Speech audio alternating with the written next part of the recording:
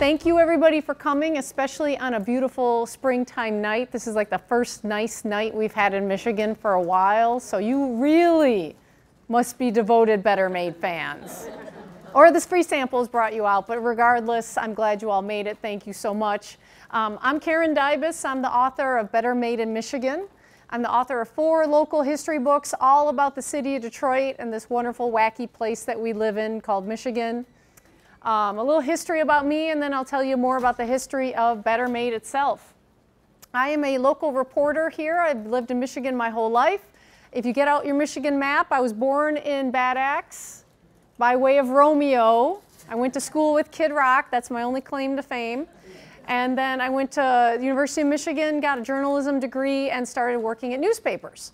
And in working for newspapers, you learn everything and you meet everybody. And along those ways, I got to meet the wonderful family that makes Better Made chips and was always curious about them because they're an intensely private family. Wonderful Sicilian background, could not be more generous, but their story was always a little bit mystical because they like to keep their private company private. So as I started freelance writing, so I could stay home with my kids, but I was also really interested in writing some of these local history books. I had written one for the History Press about the Ford, Wyoming drive-in in Dearborn, all about the history of that fantastic place, which is now open 7 nights a week. I always recommend going in spring before the dark gets too late in the night, but they're open all weekends, all year long. So if you're so inclined, it is safe as kittens there as well because the Dearborn police are usually in the back row watching the movies with you, so you're all set. And so I went back to the History Press with another book idea. I said, I think the history of this potato chip company and all the other potato chip companies that used to be in Michigan, particularly in the city of Detroit, would be really interesting to people. Now, our publisher is based in South Carolina, and they are not among the lucky. They do not have their own potato chip company. So they were a little mystified by this whole thing, and they said, okay, we did a little research into this Better Made company, and we really like their bags. That yellow is so bright and inviting and cheerful. So if you could talk to the company and secure the rights to that bag of original flavors, we'll green light your project. You can go ahead and do it. And I had just met the Ciprianos that own Better Made, and was like, well, let's see if I can make it into the circle of trust. If you know a Sicilian, you know. Takes a little while for them to see that you're okay. So about 6 months into the project, I've been talking to them quite a bit, and that's when I was bold enough to make the ask. I said, we'd really love to highlight the actual bag. Now, I don't work for Better Made. I have never worked for Better Made. I am not related to them in the least, but I'd gotten to the circle of trust, and one day, unexpectedly, in my inbox came this email from their social media team, and it was the bag, front and back, in a graphic. The actual bag that they send to the printers. And just for that second, for one small second, I thought to myself, I could go into business. I could start my own potato chip company, and we could make Better Made. But as I mentioned earlier, if you remember, they are Sicilian, and I thought better of it. But they could not be a more generous, wonderful family. So you're going to learn all about their history, the history of some of the other chippers that were their main competitors. Someone called it once the potato chip wars, kind of like Coke versus Pepsi, and it really was to a degree. So I'm going to start using that in all my presentations. I really think that's a perfect description of how tough a group these chippreneurs really were from the late 20s all the way to today when Better Made is still our hometown chip company. So I'll tell you, this is how we all kind of feel. I'm like that little guy with his bag of chips. I don't share with anybody. So that's why I love those little 1-ounce bags. Those are perfect. I can buy one for everybody in the family. They get their favorite flavor and no tears. But we love our Better Made. It really has come to symbolize not only the city of Detroit, but I think the state of Michigan, especially because we are their only real territory for sale.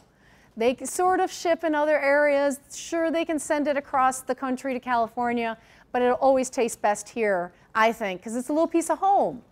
And to that end, I got my friend's mom there. She dressed up as a bag of Better Made for a parade they have every spring in Detroit called the March of the Nain Rouge, the banishment of the Red Dwarf, who is said to have cursed Cadillac and cursed the city. So she made that bag herself and drew that famous pattern, the diamonds and the yellow with that sweet little maid at the top, and then paraded around Detroit. And I thought, if there isn't a better symbol of what we feel about them, we not only eat them, we want to be them. So a little history about potato chips as a whole. It really spans all the way back to the late 1800s. So we've been enjoying our chips forever. Their big surge comes after World War II, but we'll get to that. It first starts with, and if you know this guy, you've been studying your Black History Month history, every February my kids get assigned George Crumb because their teachers think, oh, it's funny, we'll have the potato chip lady kids do George. George is said to be the inventor of the potato chip. Now, all three of us potato chip historians in the United States sort of think it might have been his sister there, Katie. She might have been the brains behind it, but we'll give George his due tonight. He was the chef at a place called the Saratoga Hotel in Saratoga, New York. Beautiful resort town, and people would come and stroll the grounds, and according to lore, a customer came in who didn't like the side dish of potatoes that George had served, and kept sending them back, like 3, 4 times. And at that point, George, who had a short temper to start with, said, that's it. So he took a potato, sliced it paper thin, fried it with 1 inch of its life, and sent it out to the customer and basically said, how do you like that? And much like all of us, the customer said, I love it, send me some more. And the Saratoga Chip, as it was known for a long time, was born. And so they really, if you see that picture there in the upper right, became sort of known not only for this beautiful resort, but for this chip. So people would come, buy the chip, a little cornucopia, like a newspaper cone of it, walk around the town, and then go home and tell other people, I had this thing, this snack. And of course, you could always make chips at home. And they would be delicious. But to get that really strong crisp, to get that salty goodness, that's where people started making them commercially and in large batches, and just really started focusing on the kind of potatoes they use, the kind of oil they'd use, where would the salt be from. And these very simple ingredients were why companies like Mike Sells, that's one of their first trucks there, became the first people to really understand the commercial viability of a product like this. And they're still in business today. They're arguably the oldest potato chip company in the United States. And they're out of Ohio. So every now and again, you can kind of see their potatoes maybe in a store up here, especially like a small convenience store. And they're well worth trying because they're a really great company, strong local history. And Ohio, Michigan, Pennsylvania are like the stronghold. We are the basis of a group called the Potato Chip Association that got started in the 30s to kind of unite these companies and have them support one another. And Michigan was one of the first members, to be honest, all our chippers here. So I'll tell you more about their prowess, their ability to lobby, even Congress, on behalf of potato chips. But so our story in Detroit starts with 2 families. This is the first family here. That young man in the middle there with the good head of hair, he's got his hands clasped in front of him. That's our hero number 1. That's Pete Cipriano. So Pete is one half of the company that founded Better Made, known as Cross and Peters. So Pete is the Peters. Much like a lot of young men of his generation, he came over from Italy. He was an immigrant to the United States with his brothers, and they were going to work in the car companies here. Everybody was hiring. There was, that later on, that $5 a day wage from Henry Ford, so it was really appealing. And so he came over in that idea that I'm going to work for the car companies just like my brothers. Now, Pete is a very quiet, conservative, very thoughtful young man, doesn't like the auto factories. So he decides he's going to go off on his own, shows his spirit of entrepreneurship. He becomes an independent milk salesman. There are all these creameries in Detroit back in the day. They would deliver milk and cream and all those wonderful things to your house. Well, you could also go there, buy the products, and then go door to door to businesses or residents and sell it too. That was our buddy Pete's first job. And he really liked it. It was a good job, but he had a family to support. This is his wife, Nicola. And if Nicola wasn't important to the story, we wouldn't have this picture, but I would be tempted to put it in anyway, because look at that dress. Okay, she is the class to Pete's good looks there. So Nicola also is from Terracini in Italy. They had met there, but when she came over also to the United States with her parents, she's taking care of her mom in Grosse Pointe Park. No reason why, just the Sicilian community liked it there. It's by the water, much like Terracini is, so it might have reminded them of home. And so they met again here in the United States and got married. Now, Nicola is important to the story, mainly because as conservative as Pete was, she's even more conservative. She's the brains that said, as the ups and downs of the economy happen, I'm going to always keep a little cash. I'm going to put that money away in the mattress and just have it in case of hard times. So when the Great Depression starts to hit Detroit, and it hits Detroit before anybody else, we're always been tied to the auto industry, so the ups and downs of the economy catch us before everywhere else. They always had a little bit of money, and that's important because not only, again, are they taking care of Nicola's family, but they soon have a family of their own. So these are the 3 kids that they raise out in Grosse Pointe Park, and these are the current owners of Better Made. So the gentleman on the right, that's Isidore, that's the firstborn son. He worked for Better Made his whole life till he retired. Sal, on the left, is the current president of Better Made. So if you look at the back of your bag of chips and it's signed by Sal Cipriano, that's him as a youth. And then the cute little button in the middle, that's Kathy. Her last name's Guzmano now when she married. And she was the apple of her dad's eye. She didn't work for Better Made till after he passed away because, you know, the girls don't work.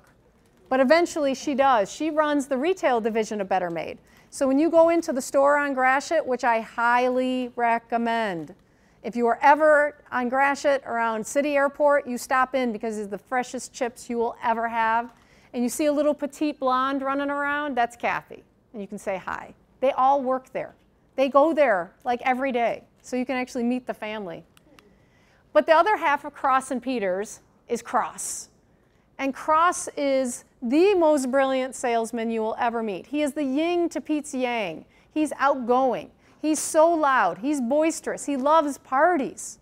Now, I wish I had some pictures of him when he was a young man like we do of Pete. But I think these pictures I was able to acquire from one of his nephews are perfect because they show him as the life of the party.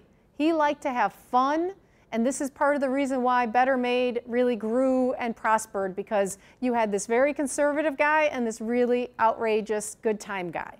So in these pictures we see him showing off, having parties with that's his second wife, Mary, there. And the gentleman there he's sitting with and a cousin, that's his son, Joe. And Joe is super important to this story too, because when Cross came over, also from Terracini, he brought a young wife, his first wife, and they soon had Joe, but she dies very young and leaves him a widower. So he's making ends meet, taking on all sorts of strange little jobs here and there. He's a train conductor, you know, one of the streetcars, you name it, he does it. But he lands a job at a little food company, and he's selling their wares all over town when he gets the bright idea that, you know, if I want to really take care of my son, if I want to be a good dad, I want to help my sisters who are helping me raise him, I need to do something bigger and better. I need to start my own business. So the first guy he goes to is that guy in the back with his arms crossed in the dark suit there. Again, good head of hair. That's Joe Leone. And he says to his buddy Joe, he's like, Joe, I got an idea. Do you have a little money that you can contribute? And he says, no, sorry, I can't help you, Cross, but if you can get it going, I'll work for you. I'll be your first employee. And okay, well then we got a good thing going on here. So he goes to his buddy Pete and he says, Pete, I got a truck. If you got a little money, we can get what we need. We need potatoes, we need oil, we need salt. And Pete says, let me ask my wife. We'll see what we can do. Now, Nicola is a toco. Are any of you big mafia or mob fans here in Metro Detroit? Yeah, she's one of those tocos. And when they asked the family for advice, she was advised by her uncle, I think it was a great uncle or her uncle is Black Bill Toco, like the guy. There's New York, there's Chicago, there's Detroit, and it's run by that family. And they say, make sure you get half of the business. Don't let Cross run it. It's got to be 50-50. So that's what they agreed to. So Sal is walking me through the business. We're walking through the factory on Gratiot, And he's telling me this story, and he shows me this very picture that hangs in Better Made's offices. And he says, this was our first truck. And then he starts walking away. And I'm like, Sal, I know your eyesight might not be very good, Sal, but you're not Best Made. Who's Best Made? And he goes, oh, well, Cross took the truck. He stole the truck from the people he was working for. And I'm like, wait a minute. Better Made is founded on a lie. No, it actually belongs to a company, and I know it's really small to see on the door there, but it's called Nicolay Dancy. Now, Nicolay Dancy, who are these fellows? Well, if anybody's a big potato chip fan, you're going to find out, because these guys, Ernest Nicolay and Russell Dancy, are the exact opposite of Cross and Pete. Now, Cross and Pete usually are fighting. Most of the time, one walks in the room, the other guy walks out. Their fights are so infamous that they actually have to hire a manager to help them run the company and settle the disputes. Because if it's 50-50, who's going to be the tie-breaking vote? Well, these guys are the opposite. So Ernest Nicolay, Russell Dancy came to they were already in the United States, but they came to Detroit, the same thing. They're going to work at the auto companies. Russell was a baseball player, wanted to play pro. Then he wanted to go to college. Nuh-uh. The Great Depression put all that away. So they're working at the Dodge Main in Hamtramck, sitting next to each other on the line, talking every day at lunch. Let's start a business. Let's get out of here. The way to wealth is to be an entrepreneur. And you're in Detroit. I mean, this is where entrepreneurism is practically born. So when pink slips start getting handed out for layoffs, Ernest gets one, Russell does not. But in solidarity with his best friend, he steps away, gives his job to another man and says, this is it. We're going to do it, Ernest. We're going to start our firm. And they go out and they form a snack food company that they name Best Made. They hire a salesman named Cross, who literally double crosses him. It's quite an irony. So here's the comparison of the two. I love looking at this. There's Best Made, and there's Better Made. You can tell this is a boastful couple of guys when they decide. I mean, not only, it had a purpose. Not only are they better made than the other competitors. They really were. They were like smarter food entrepreneurs than the average. They knew that you couldn't just go to the grocery store and buy any old potato. They tried a bunch of potatoes until they found just the right one. And you can't just use any old oil. They chose cottonseed. It melts at the temperature of your body. So when you put that chip in your mouth, as Isadora would tell me, that oil melts away. And what do you taste? You don't taste the oil. Next time you eat a Lay's chip, you're going to taste the vegetable oil. You taste a Better Made, and that oil melts away. What do you taste? Potato. And it's fabulous. And that's the difference. So they were better made. But they also were better than Best Made.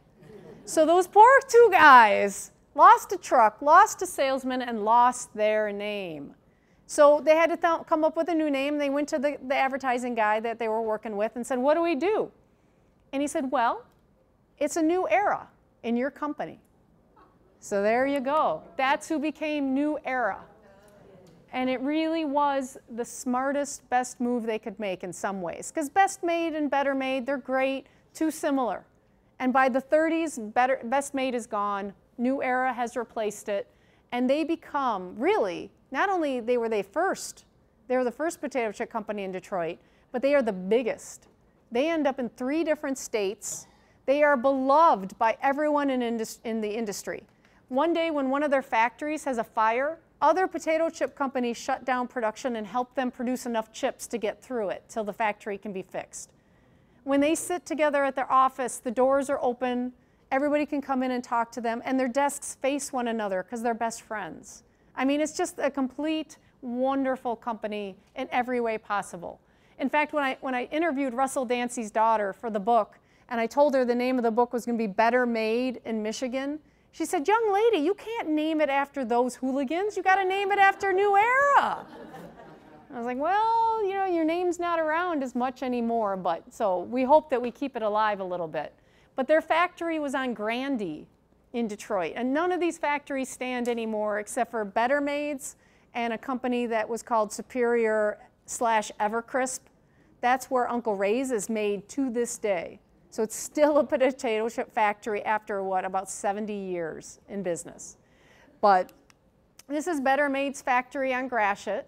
Now they started on McDougal, then they went to Woodward, believe it or not, for a short time until the smell of the frying potatoes were making the local secretaries sick. So they had to only do it at night. And after a few weeks of working at night, they said, that's for the birds. And Cross found this little place on Gratiot, and he loved it. It had these big front windows. Because what did Cross like doing better than anything? Looking at people, talking to people, inviting them in. And one of the things that makes this factory so iconic is that you can go right up to it. They can't do tours anymore because of food safety, but you can still go up to those great big windows and see potato chips or potato sticks being made. 5 days a week, 6 days a week in the summer when their business goes up because of the 4th of July. But what Cross would do is he'd wait till the kids came from after school. And all these neighborhoods in Detroit had a potato chip factory, so this wasn't rare, but this was the most fun. They'd go up to the window and they'd be looking in, and Cross would see him, and he'd hustle over with a bag of chips, and he'd pull the chips open, and he'd take one out, and he'd pretend to start to eat it, and the kids would just be screaming because they want those chips, and so he'd go out and give them all bags of chips. And there'd be Pete in the background writing down how many bags of chips Cross gave away that day. So this is another example of a factory in Detroit. This is a company called Wolverine. So we're going to go through Wolverine's factory and how they made potato chips, because this is one of the rare examples of a photo shoot that they did, probably for publicity's sake, but it lets us see exactly how the process was. But in addition to Wolverine, there were so many great brands in Detroit. Some really small, probably never made it out of Grandma's kitchen, maybe made a few handfuls of chips for friends. Some got really big and had factories like Wolverine, New Era, Better Made, Superior. But here's one that's Yankee potato chips, Mellow Crisp. You got Vita Boy, that's one of my favorites because they called themselves the vitamin chip that gives you zip. Because before the FDA, you could say that your chip did anything. You got Superior chips, and then one of my favorites was Twin Pines. Now, they didn't make the chips. They'd get them from somebody else, but when you got your milk delivered, and this is the days before Amazon, remember, when we all got spoiled by Prime, Twin Pines would deliver potato chips along with your milk. I mean, come on, come on. So they all had these wonderful, unique catchphrases, and their names all were so fantastic. Crunchy. It's a crunchy chip, so it's crunchy. And the same guy who owned the Velvet Peanut Butter owned Crunchy for a while, so those famous little guys showed up on their bags. Mellow Crisp I love because it says, keep your girlish figure. Let me reassure you, after I've sampled every flavor of Better Made there is, you cannot keep your girlish figure. It'll take you a couple years to lose the weight. But New Era always talked about how you could feast without fear. Because sometimes potatoes went bad, oil got rancid, people got sick, but not from New Era, not from Better Made, which is why, again, they could survive. So over at Wolverine, this is their kind of the pick of the field. They were the best potatoes, you know, the good quality. And these were the girls. They ran the factories, men and women working side by side. The best thing about potato chips and potato chip entrepreneurs, they hired locally and they hired everybody. So they hired women, war widows, high school grads that weren't yet married. So many women met their husbands in potato chip factories, I can't even tell you. But if you needed to get a job, even if it was just part-time, these factories would hire you and you could make a good wage. Tons of African Americans around the neighborhoods. Better Made is 75%. All the employees come from within 5 miles of its factory. And that has got them more loyalty through good times and bad than anything else they've ever done, is everybody knows that they are open for business. Immigrants of every kind. I mean, you name it, they worked at these companies. And they could be as easily employed and advanced and managers as anybody else. So they really were equal opportunity employers, and I think they don't get a lot of credit for that, so I always like to mention that. So the process of making the potato chips was as arduous as you can imagine without machinery. So this is when they first started in their first decades. And machinery came along pretty quick, A guy named Herman Lay, who started Lay's potato chips, was no dummy. He knew the money was in making it faster and better and safer, so he automated everything. But when it started, they had to bring the chips in, or the potatoes in, I should say, by crates, by bags, hand done, and then stack them in the basement. Got to keep your potatoes cool. You know from your own pantries, you don't keep those potatoes in the dark and cool. They grow eyes and they start to get all nasty. So someone's job was also to rotate these bags. So they get paid an extra couple pennies to bring them in from the trucks, but also to keep them moving, to get air circulating. And then what do you got to do when you want to make a potato chip? You got to peel them. That's all done by hand. You got to wash them. Because if you don't wash off the starch, it becomes more of a kettle chip. And that's not what we ate here. For the longest time, the Midwest was known for our pure, perfect chips. No green, no brown, no burnt, none of that. So that was her job. She's washing them off. Then you slice them, and then you fry them in these giant cauldrons of boiling oil. So no one ever died in the making of potato chip, but there were certainly explosions and injuries, and factories caught fire. And then that giant trough, she's seasoning them. And much like Henry Ford offered you one color, if you like black, you got black, you get one flavor. You get salt. That's it. Flavors don't come in, again, till Herman Lay ushers in this wonderful thing called barbecue and sour cream and onion, which are still everybody's top sellers to this day. But until then, you got salt. Better Made was one of the first to actually offer low salt and no salt, because Cross's aunt was diabetic. So they were ahead of the curve on that. Now this picture we love for two reasons. You got Phil Amagoni in the corner there. He saved all these pictures because he's in half of them. So thank goodness for him. But I have to point out these ladies because this is one of the rare times as this production line was put in place, as machines replaced people. You still had them picking the brown or burnt chips, as they're known, out of the line. Now, these men were from the Great Depression again. The men who owned these companies wasted nothing, but they certainly wouldn't sell them to their best customers. So they'd pull out the seconds or the darker chips and sell them separately. Now, why does a chip do that? Well, when the potato gets warm, it gets sugary. It's not as starchy as it once was. You cook a sugary potato, what does it do? It caramelizes at high heat. It turns dark color because caramel is kind of that brownish, beautiful color. And that's what you're eating. When you get a rainbow chip, you're actually eating something that's been purposely warmed by Better Made, which is why they never go on sale, because you got to do that extra step of getting the potato ready.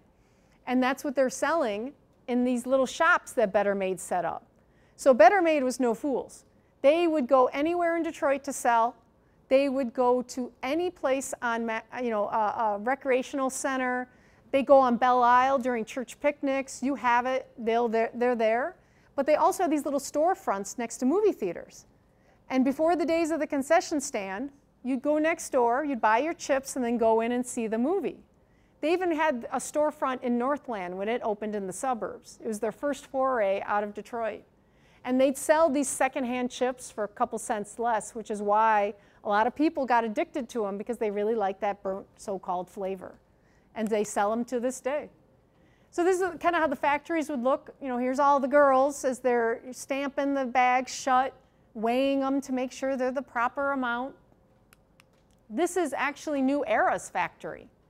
And what's great about this is you can see they're doing the refill boxes. I call them the cereal boxes. So if you had your tin at home and you don't want to buy an extra tin because they were expensive, you just buy your cereal box refill and put it in the tin, and away you go. And you can see all their tins in the background there. New Era, because again, they were in 3 states, they made so many of those tins, and they're so all over the place that their value is practically nothing. If you see a New Era tin at like an estate sale or something, $10 or less, don't bother spending any more, because they were so prolific as a company. Now these pictures were saved by a guy named Nick Nicolay. That's Ernest Nicolay's grandson. So if you know of a company called Carr's Nuts, they sell the little purple colored nut and trail mix packs in all the vending machines. and in Costco and you name it. Carr's Nuts is owned by Nick Nicolay. And they bought that company after Ernest divested out of New Era. And so they stayed in the snack food industry. And because he loved his grandfather and he loved, this idea of the potato chip factory, he saved all their promotional materials. So thank goodness for Nick. And they're just based in Madison Heights, which is great. So potato chip companies were big business, though. They advertised in newspapers, they advertised on TV. New Era actually had a bunch of scouts, almost like a Boy Scout troop, that were potato-based scouts. So here is an ad for Wolverine, that company we just saw. There are no more calories in a bag of Wolverine than in a bran muffin, ladies. So during those diet crazes, you can actually substitute out your potato chips instead of bran muffins. How great is that? There's Nicolay Dancy for New Era. It says, you can eat these potato chips unsparingly and keep your weight down. Again, we could make lots of claims before we got tagged by the federal government. And then things like the buses. Crunchy would advertise on the front of the buses all around the city. So it really was a very big competition between who was the best. One of the guys that works for Better Made, George Oris, would tell the tale of when he worked at Crunchy, they would buy the chips of all the other companies, and they taste them, and they see who's doing it right. And then the last bag they would open was Better Made, because that literally was always the competition, the best bag of chips that anybody could eat. So these are some more New Era ads. I just love these, because here's this football player carrying his tin of New Era chips. And then, of course, the beautiful silhouette that we see on the front of the New Era tin. Everybody's grandma claims to be the woman that silhouette was based on. I've seen it all over the internet. It cracks me up. But according to Lord, their advertising guy who came up with the name New Era sketched it himself. Same as Cross and Pete. Pete sketched the Made for Better Made. They sketched the beautiful silhouette to imply, again, grace, beauty, elegance, and that beautiful figure. So Nicolay Dancy, to me, is the best example of when a company does things right, everything goes right for them. And it actually comes all the way forward to today. So the reason we don't have New Era chips anymore, after World War II, when everybody started buying TVs and moving to the suburbs and everybody's got a car and America is flush with riches, so to speak, we become a snack food nation. We're watching TV at night, you got a bowl of chips in front of you, so potato chips become immensely valuable. So other companies start looking to acquire or merge with potato chip companies. Crunchy is bought by Sunshine, the biscuit company, and Anheuser-Busch buys a potato chip company. Well, in the case of New Era, they're approached by this guy from Texas named Charles Dolan, and Charles Dolan has this brilliant thing that he bought off a lady who was making corn chips, and he calls it a Frito. And he's like, I got something good. I got the corn product. If you guys have the potato product, we can merge our two companies and really become something special. So the guys agree to do it. Ernest Nicolay and Russell Dancy merge with them, only to find a few years later, Ernest dies quite young, unexpectedly. I heard it was a heart attack. Same thing with Charles Dolan. He dies quite young. And the families decide they don't want to run the company, they want to sell it. So they approach Herman Lay of Lay's, brilliant entrepreneur. He has figured out that much like McDonald's, you want a national brand. You don't want all these local brand names. You want one company where everybody knows what to expect. When you open your bag of Lay's, it is considered a premium chip, and it's better than the rest. So he says to the New Era guys and the Frito company, he says, I'll buy you, but you got to lose the name. So by the mid-60s-ish, New Era fades to the background, and they acquire their businesses, and they acquire the factories, and slowly but surely the New Era name is gone. Except for later on, to be honest, someone actually bought it when the copyright went off of it and started to make chips, and Better Made lost it. They lost a gasket over it because they're like, no, no, no, no, no, don't start making our competition again. And when that guy failed and the name became available again, guess who owns it now? Better Made. They own the New Era name. How's that for full circle? Well, Better Made does survive it through it all. No one ever tries to acquire them, partly because of Cross and Pete. Cross wanted to expand. Cross wanted to go all over. He wanted to build factories in other states, but Pete said no. He said, Cross, between us, we don't even have a high school diploma. Let's just stick with what we know. And you'll hear Sal say it to this day. If you ever see Sal in an interview anywhere, I don't care if it's newspaper or TV, he will always say, we never wanted to be the biggest. We just want to be the best. And that is true to their mantra, even with, again, the kids that run it today. So they've always done things right, and that's what actually got them from the 1930s all the way to 2019, is that they were so brave and went and did things that no one else did. They always had shops. They always sold in every store that would have them. They had regional sales managers who could, again, sell ice to the Eskimos. They paid cash for everything. A bill would come in, they'd pay it that day. So when you had things happen like economic depressions or the Great Recession or you name it, Better Made was never touched by it. So they are able to maintain in a very competitive business where Lay's dominates it all. I mean, Lay's owns your entire potato chip aisle. Go walk down it next time you're at the grocery store. Roll Gold, Doritos, Fritos, Sun Chips, all those Lay's varieties, like the 26 different kinds of potato chips you're going to see there, it's one company. And Frito-Lay was purchased by Pepsi. So they're the biggest international company in the world, pretty much. So if they want to crush you, they will crush you. So the fact that Better Made is still going and that we have our hometown chips is amazing and speaks to that Sicilian tenacity. That's why you don't cross the Ciprianos. So this is the chip process now, so I'll run you through real quick. This is how potatoes come into Better Made today. Giant truckloads, filled to the brim with potatoes. No more having to bring in each crate or each bag. They get poured into the factory where they're stored for a time. But let's say a potato is used right away. So it's brought in, it's washed by a machine, it's peeled by a machine, it's cut by a machine, and they have these like different slicers that are different widths, so you can get your, your wavy, and you can get your crispies, whatever kind you want, the potato sticks. Nobody ever touches it. Back in the day when you'd have to have those chips pulled out, no, you're going to eat those now. That's staying in. They don't bother with that. This lady would be cutting a potato in half if it was too big. No, that's why you see those really big, sometimes chips in there. It's lovely. So your chip is never touched by a human hand. Before, all people. Now, all machines. So they put them through these giant drums that wash the slices so you can get that starch off. They're dried a little bit. They go through the fryer. Then they go to the seasoning. So this is the factory floor that is Better Made now. So on Gratiot is literally every part of their business. You got the factory where they make the chips, where they bag the chips, where they put them in crates, where they put them in the truck, and they're delivered. And from start to finish, if that potato is used right when it arrives at the factory, it's about 7 minutes.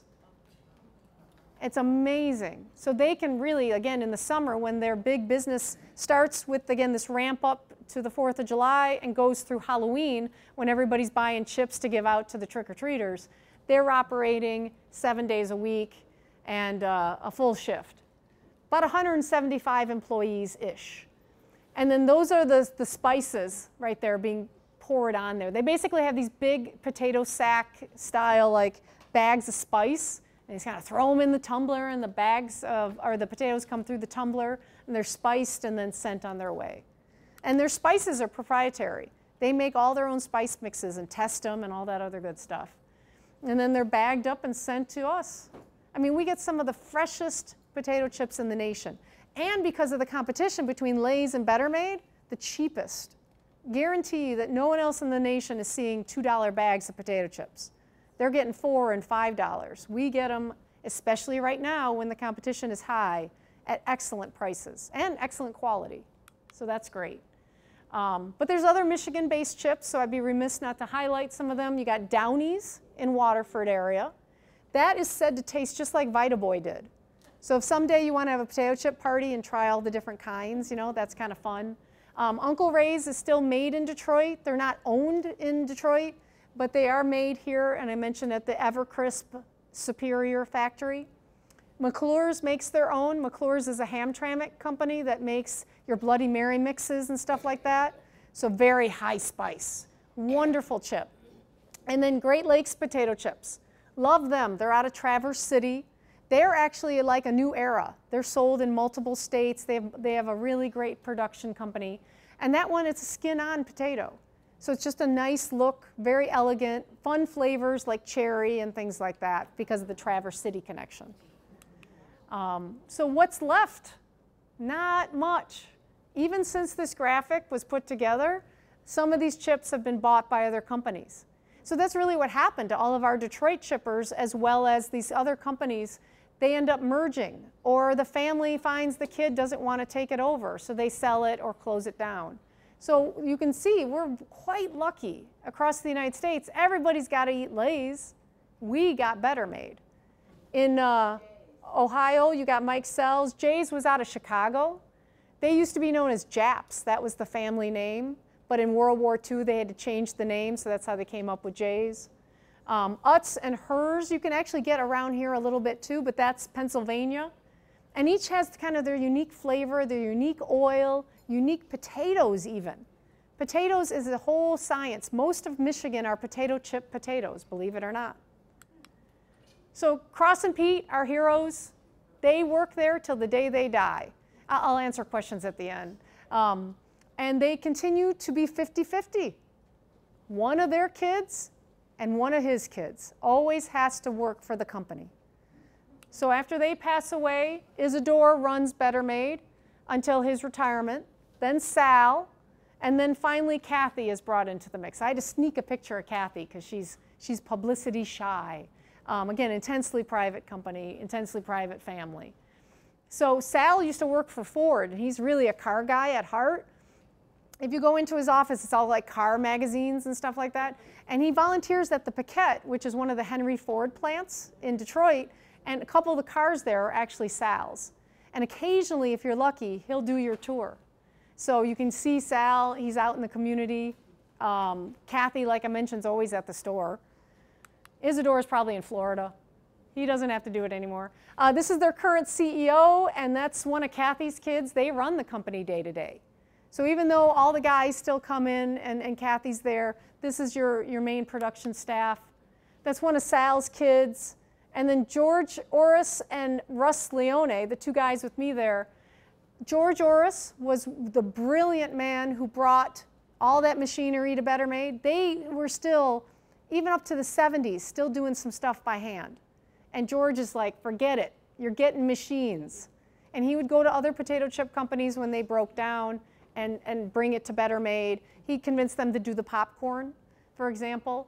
And then Russ Leone, if you remember Joe Leone, the very first Better Made employee, well, when he would do his routes, guess who he took with him? His kid. So Joe and Russ ran the sales division, more or less, all the way till Russ's retirement just a few years ago. And he's recently passed away. But to this day, George, Phil, and Russ met weekly at Better Made. They'd go say hi to everybody, get kisses from all the girls, and then they'd go to lunch together. And that's the kind of loyalty this company, again, built up. Some of the employees there, especially in the retail store, have worked there since they were 18 years old, and they'll retire from Better Made. So it's really fun to meet them and get to see that happen. So that's Russell Dancy of New Era. I mentioned that they merged with Frito, and then Frito got bought by Lay's, and then Lay's was bought by Pepsi. Guess who always took stock options as his compensation? Russell Dancy, smartest man on the planet. Probably died a millionaire. What does he do with the money? He gives it to his only daughter. What does she do with the money? Part of it goes to a scholarship fund at Adrian College. Because her dad could never go to college, that was his life's dream, she created a scholarship in his name, and it only goes to students who are the first in their families to be able to attend college. And some of these kids were told, if you think you're so fancy that you got to go to college, don't come home again. you can just stay there. So she sends them birthday cards, and she sends them presents at Christmas, and she kind of adopts all of them. So I think it's a $2 million+ endowment now that goes to Michigan kids mostly to make sure that they're educated and they can, have that American dream that we all want, and they don't leave with a bunch of debt. And what I think is amazing is I always tell people, if you like Lay's better, and that's your prerogative, can't say that I approve, but it's okay.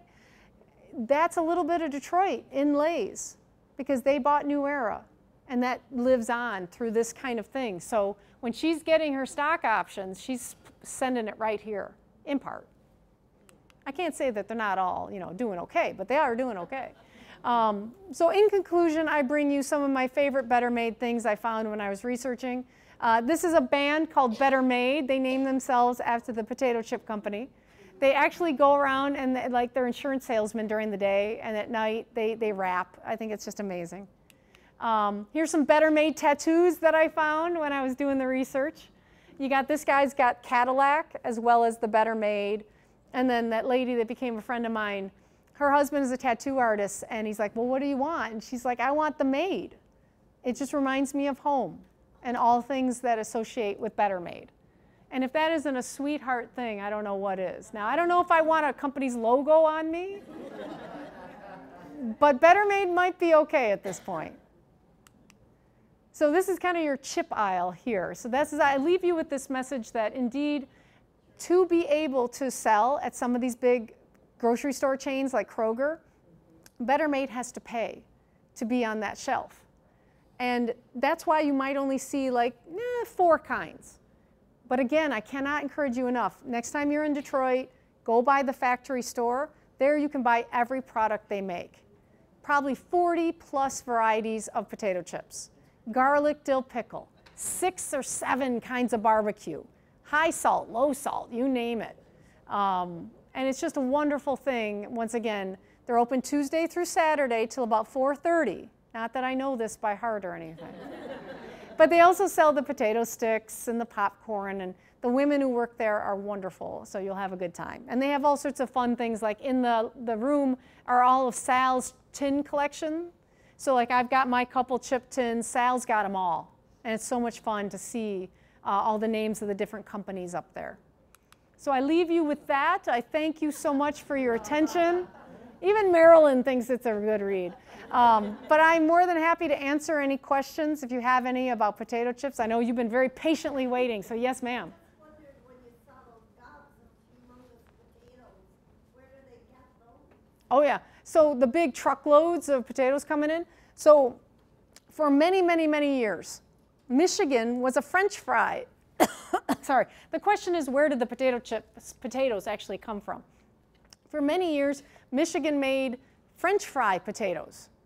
I know, this is like knowledge that'll keep you awake at night. You're saying, now, how can I find out more, Karen? So they would get them from North Dakota and Idaho and you name it. And they'd actually store them in caves to keep them cool till they're ready to ship and things like that. And then the potatoes would come to Michigan. Well, now potato chip potatoes are so lucrative, most potato chip potatoes are made in the state of Michigan. So even Lay's has fields here. And you hear about, like in the 80s when there was a potato shortage, that supposedly Lay's had armed guards walking the perimeter of their fields. This is a value commodity. We are I think our second biggest thing beside cards is agriculture. And so now Better Made's chips, 10 months of the year, are from Michigan potatoes. And they're going to try to stretch that even further. And the science, so every time you buy a bag of their chips, you're helping them support research, because there's a little potato association in the state as well. And everybody has to pitch in a couple percentage points of their sales. And it goes to research to make the potatoes better, to make storage more effective, and to make our industry stronger so that we can keep that in state. So almost all of their potatoes come from the state of Michigan. And like I mentioned, Lay's has its own fields. No one goes near them. Farmers work solely for them, or Better Made, or like in the case of the Traverse City Chip Company. So it's very, very proprietary. It's interesting stuff. Any other questions? Yeah. Yes, ma'am. You mentioned earlier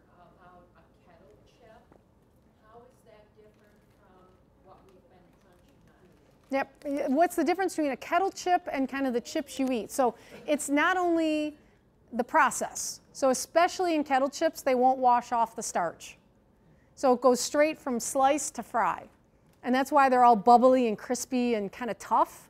If you make homemade hash browns or homemade potato chips, the recipe will tell you got to soak them. You want to get that starch out of that. That's what makes them gummy and sticky. So that's why your potatoes tend to be a little more crumpled up too, I think, when you get the kettle style, is they're just kind of a little more gummy as a result. The Traverse City Company, Great Lakes, is a hybrid kettle chip. They'll give it a little bit of a wash, but not so much that they lose all that crunch. So that's what makes it really unique. And then it's how they slice them too. So in that process, again, you get the different spice mixes stick better to different kinds of cuts. So your kettle style might hold a spice better, so that might be appealing to some. The wavy chips definitely hold spice better. So if it's a really big, bold flavor, like the garlic dill pickle that Better Made makes, that's almost always on the wavy style. And they experiment with this. It's a whole thing, like in-house. They'll have tests, brands, and tests of this and that. And like Lay's can try anything. They can try it in one state, and if it doesn't work, try it somewhere else. Where Better Made's got to be real precise. So they really test a lot in-house before they roll it out. So, and again, they come up with so many fun flavors. There's like jalapeno, and again, all the different barbecues, you know, honey barbecue and this and that. So it's good stuff. You had a question, sir? Yes. Sometimes when I buy some, on a bag it will say new potato. Have you noticed that? New potato. Yeah. A bag that would say new potato, and why? You know, I'm not sure, other than maybe it's a new variety of the potatoes that they might be doing. Because I will tell you, when I have a Facebook page for my book, and occasionally Better Made will share a picture of the book, or they'll cross-reference some of the stuff I share. And then people will send me complaints about how the chips don't taste good, and could I please fix that? And I'm like, really? No, I can't. I mean, I write about chips, I don't make chips. But Better Made will tell you that when the potato chip potato is bred to be exactly that, and it's a whole science. Again, if you can't sleep at night, go look this up. There's a whole like subculture of farming that's devoted to this. When they have to switch a strain because it might gotten, you know, mixed in with something else and it's no longer as pure, they might have to go to a new strain of potato. That might be why they do it. That's my guess. I can actually ask Better Made because I see Kathy around town every now and again. But second question. Do they use nitrogen in the bags to extend shelf life of the chips? do they use nitrogen to extend the shelf life? I'm going to answer no. Not out of any knowledge, though. So they might. And again, I can ask George Oris, or I could ask one of the experts. Only because that's another reason you'll see your potato chips go on sale. They have a really short shelf life of maybe 4 months, 3 to 4 months tops.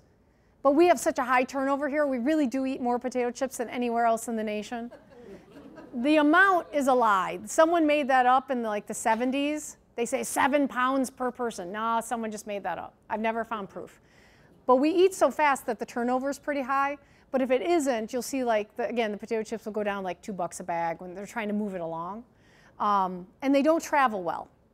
That's why you have to have factories all over the place. That's why New Era had 3 factories and they covered most of the Midwest. Potato chips can only travel about 300 to 400 miles until the roads, and the roads in Michigan in particular, start to break them down, and then they become the little dust in the bottom of your bag, and then I hear about it, Better Made hears about it, we all hear about it. So there could be something to that, the science of putting something in the bags to maintain freshness. But my guess would be that'd be a bigger company, let's say. Better Made may do it, but I won't speak for them on that, I admit. Wait, let me get the little guy in the back. Do you have a question?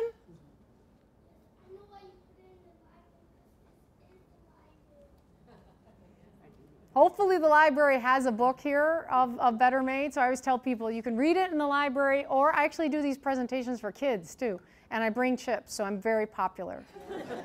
And like I mentioned, my kids always have to do George Crumb for their reports because their teachers think it's hilarious. Let me answer this one first, and we'll come back over here. There was one over here too, sir? Yes. Charles chips. Yes. Charles chips. Where were they made? Any idea? Charles chips would likely have either been local there or somewhere between here and there, because they're in Michigan as well. They're not based here.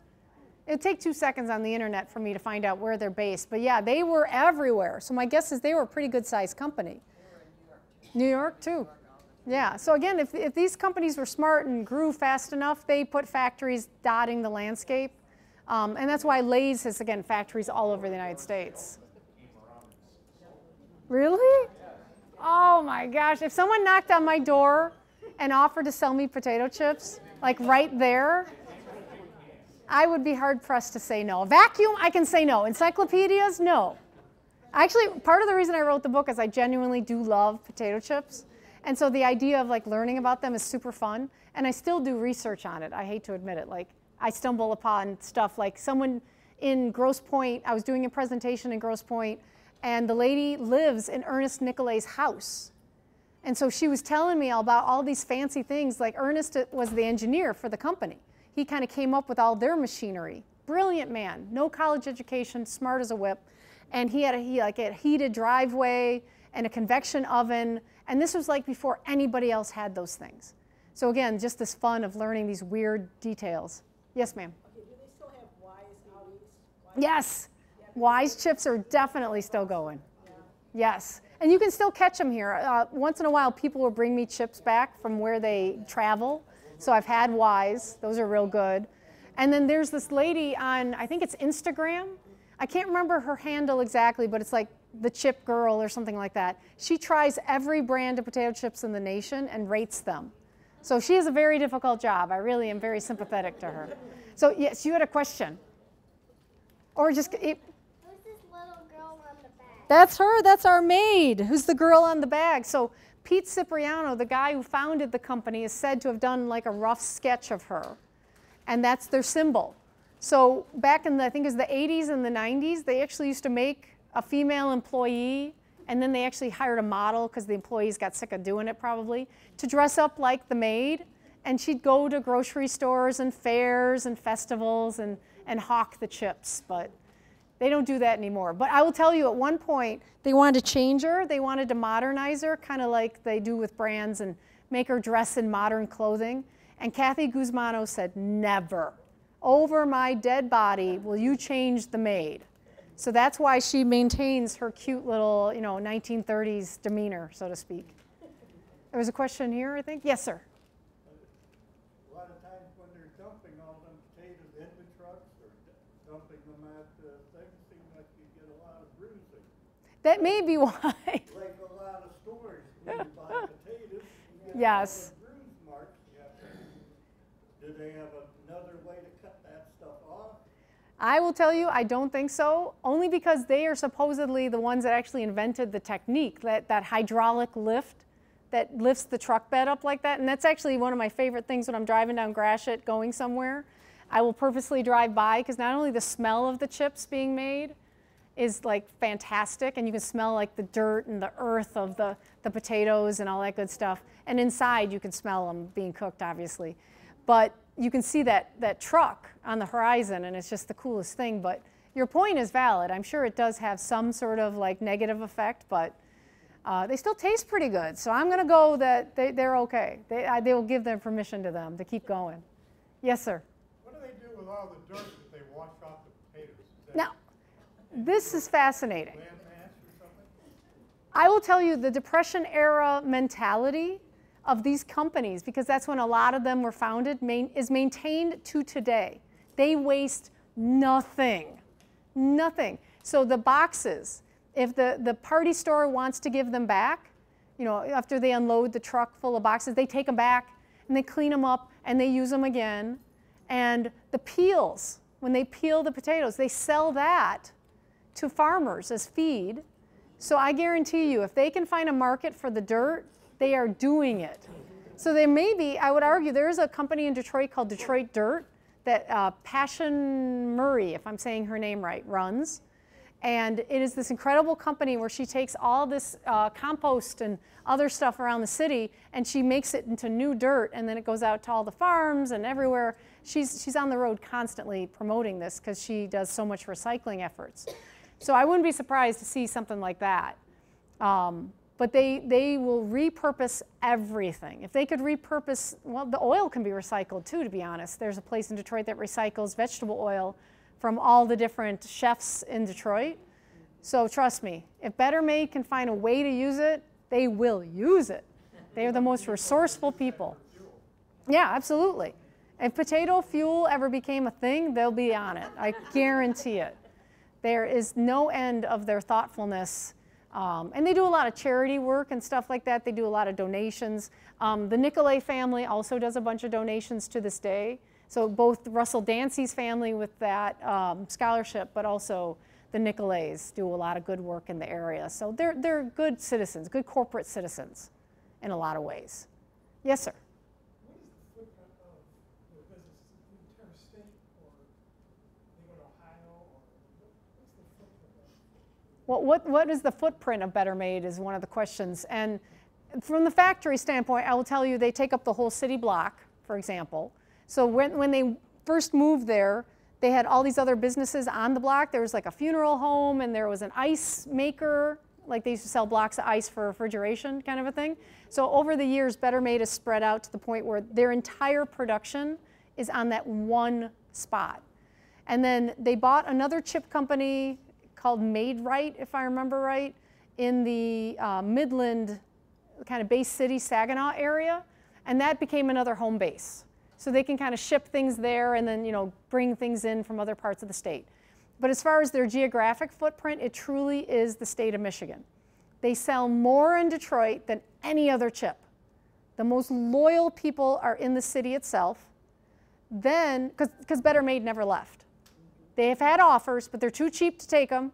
I'll tell you right now, it's because they didn't want to shut down production for even one day. But it's also because they understand that, like, the reason they survived is the people that work there. So that's one reason. So the other is the state of Michigan is where they can ship, you know, within a reasonable distance without the chips breaking down too much. And even to this day, I would argue Sal, Kathy, and Isidore, who own the company with their kids, it's known as the 7 shareholders. I don't think they want another factory. I would love to see them do that because I think Better Made really is a good product. And if they moved out into other states, like the whole Midwest, you know, you could do Illinois, Indiana, Ohio, they'd be very competitive and they could do really well. But I think for their intents and purposes, this is a nice business. It keeps them all employed, as well as like up to the 4th generation of Pete's kids. So Pete's kids own it outright. They bought out the Mosheris. So those 7 people are the 3 original kids, their children, and then their grandchildren will someday own it if they want it. I mentioned Nicola. There is a Nicola in the next generation. So I would love to see her like go to business school and own it someday. Wouldn't that be amazing if Nicola II got her due? So anytime you see like in the newspapers, they'll say Better Made's available in 14 states. It's all because they ship it there. It's not because there's any like physical presence in any other state. I don't expect until, and God bless them, I don't want to see any of them go, until this next generation of kids, their kids, so Pete's grandchildren, will own it. Would you see any expansion or change? Because some of them are, you know, they always bring in outside employees from the snack food industry, but the kids all went to business school and they're smart, so it'd be nice to see them grow. Yes, sir? Say, Pete bought off the partner. If they were doing half and half and everything, they must have had a tremendous cash reserve in order to buy half the company. Yes. That's actually a whole chapter in the book. If you study business or like would want to see a business case of what not to do, don't buy out your 50-50 partner with your entire cash reserve because they wanted to be done with it. It wasn't like there was that much bad blood between the families, but the Ciprianos were like, we're done. How much to get you out of here? And so the Mosheris just kind of threw a number out there and the Ciprianos said, here, almost to the point where they couldn't make payroll the next week. And if it wasn't for potato sticks, they might have gone under because of that one decision. I mean, other things have hurt them here and there, but they started making potato sticks as a private entity. So if you buy potato sticks almost anywhere in the nation, they might come from Better Made, believe it or not. And that's a big side business that helped them rebuild their cash and keep them from going into debt. They are debt adverse even to today. Everything they buy, it's hilarious, is like they bought a new machine. They don't buy a whole new factory floor. They get a piece at a time so they can pay it off. So they're really very conservative and very unique that way, I think. But yeah, they do not lose a single cent if they can't. Yes, ma'am? You know, I think it's interesting when you were talking about how frugal the Ciprianos were and how they wanted to keep their logos the same and the name the same Yeah. in the 30s. I believe they had the original Better Made sign outside their store. Oh yeah, they did up until about, yeah, last year. And it was looking pretty harsh. I will tell you, I love that factory. I love that factory store. I like going in there. I like talking to the ladies. I love getting all the different flavors, and they recommend stuff. They're like, oh, you haven't tried this, try that. It was looking a little rough, the factory store on Gratiot. But now, okay, so they got the new logo sign. It's beautiful, looks exactly the same, just refreshed. It's not all rusty. And then they got a new awning for the store. And then now they got a new sign that actually says that they have a store there. Because I don't think people realize that you could go in there and the chips were like made 2 hours ago. And that is a thing. Like if you've never had a chip right off the line or right out of that factory store, it is a little bit different experience. Because the chips we eat are a week to 2 weeks old, let's say. If you're getting Lay's, it might be a little bit older because they're again being shipped from all over the nation. But those factory store chips are just delicious because they're just that wonderful, again, we have a chip company in our backyard. What a wonderful thing. So now when you're driving along Gratiot, everything is fresh and beautiful and it really looks nice.